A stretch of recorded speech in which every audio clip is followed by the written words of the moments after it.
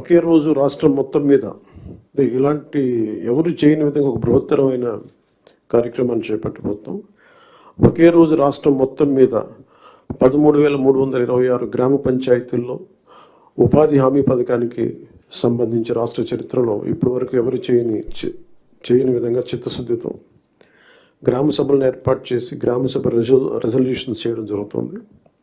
ఇది గ్రామ పంచాయతీలని బలోపేతం చేసే దిశగా మా కూటమి ప్రభుత్వం అడుగులు వేస్తుండటానికి మొట్టమొదటి మహత్కార్యమే ఇందుకు నిదర్శనం. 2014-19 మధ్యకాలంలో సుమారు 10,000 గ్రామాల్లో ప్రారంభించిన సాలిడ్ వేస్ట్ మేనేజ్మెంట్ ప్రోగ్రామ్ని ముందుకు తీసుకెళ్లాల్సిన అవసరం ఉంది. అలాగే పైలట్ బేసిస్లో పిఠాపురం నియోజకవర్గంలో ఇన్నోవేటివ్ ప్రాక్టీసెస్తో ప్రవేశపెట్టబోతున్నాం. గ్రే వాటర్ మేనేజ్మెంట్ మెథడ్ ద్వారా లిక్విడ్ వేస్ట్ మేనేజ్మెంట్ని ప్రాపర్గా డిస్పోజ్ చేయడంలో ఒక ప్రాధాన్యత ఇవ్వబడుతుంది. స్వచ్ఛ భారత్ మిషన్ మరియు ఇతర కార్యక్రమాల కింద నిర్మించిన ఇండివిజువల్ హౌస్ హోల్డ్ టాయిలెట్స్ని